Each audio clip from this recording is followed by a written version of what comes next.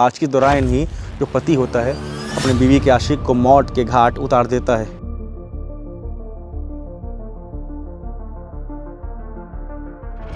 मृतक कामेश्वर मार्कंडे के पास में ही आरोपी सुनील कुर्रे बैठा हुआ था और उसके हाथ खून से सने हुए थे। उसके पास में ही टंगिया और हंसिया भी रखा हुआ था।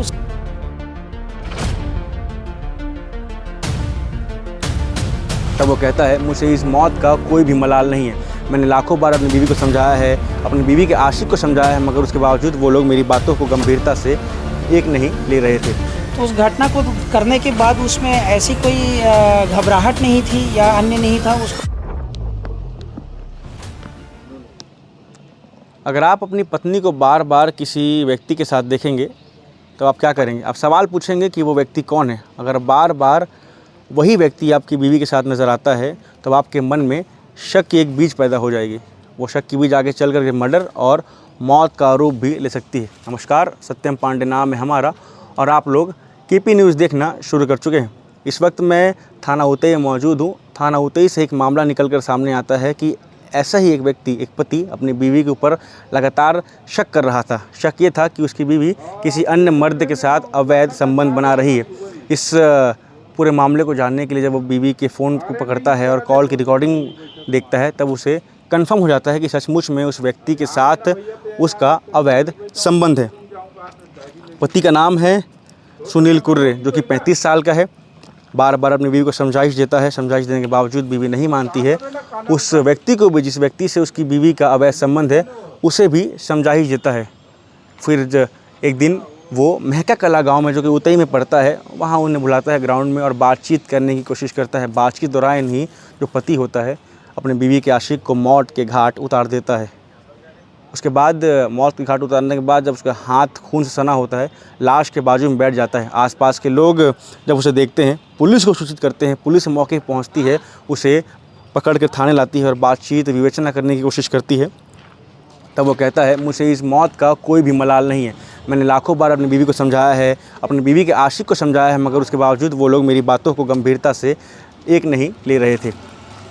यहाँ के जो सीएसपी हैं देवांश राठौर जी, हमने उनसे बातचीत करने की कोशिश की है और जानने की कोशिश की है कि तफ्तीश में, विवेचना में क्या कुछ बात सामने आई है। उनसे बातचीत करने की कोशिश करते हैं, पूरे मामले को विस्तार से समझने की कोशिश करते हैं। क्या मामला है, बताएंगे सचित में?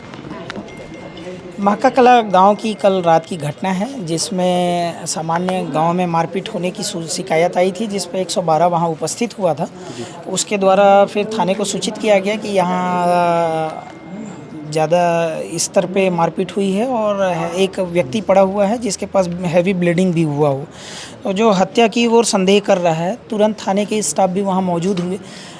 मृतक कामेश्वर मार्कंडे के पास में ही आरोपी सुनील कुर्रे बैठा हुआ था और उसके हाथ खून से सने हुए थे। उसके पास में ही टंगिया और हंसिया भी रखा हुआ था। उसे पूछने पर उसके द्वारा ही घटना को अंजाम देना बताया गया।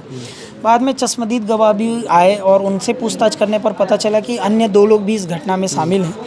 बाद में उनको भी तलब किया गया, उनके द्वारा घटना को अंजाम देना स्वीकार किया गया, जिसमें मृतक के बड़े भैया का जो है प्रेमलाल कुर्रे, उनके द्वारा टंगिया से वार किया गया था और आरोपी द्वारा हंसिया से उस पर वार किया गया है।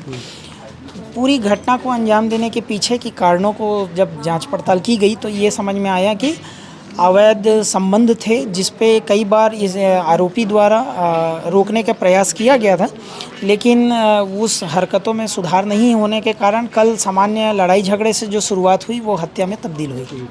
विवेचना में क्या कुछ बात सामने आई? क्यों इस प्रकार से घटना सामने आती नहीं कि मारने के बाद बाजू में बैठ जाता है, फिर हाथ सने होते हैं, आप बता रहे हैं? आरोपी जो है चूँकि आदतन नहीं है और वो काफ़ी कुंठा से ग्रसित हो चुका था कि मेरी पत्नी को कई बार समझाने का प्रयास कर रहा हूँ लेकिन उसकी आदत में सुधार नहीं हो रहा है। तो उस घटना को करने के बाद उसमें ऐसी कोई घबराहट नहीं थी या अन्य नहीं था। उसको ये लगा कि मैंने जो चीज़ें मना कर रहा था वो नहीं हुआ, तो मेरे से ये घटना हो गई, तो उसको स्वीकार करके वो वहाँ पे बैठा हुआ था। जी ठीक।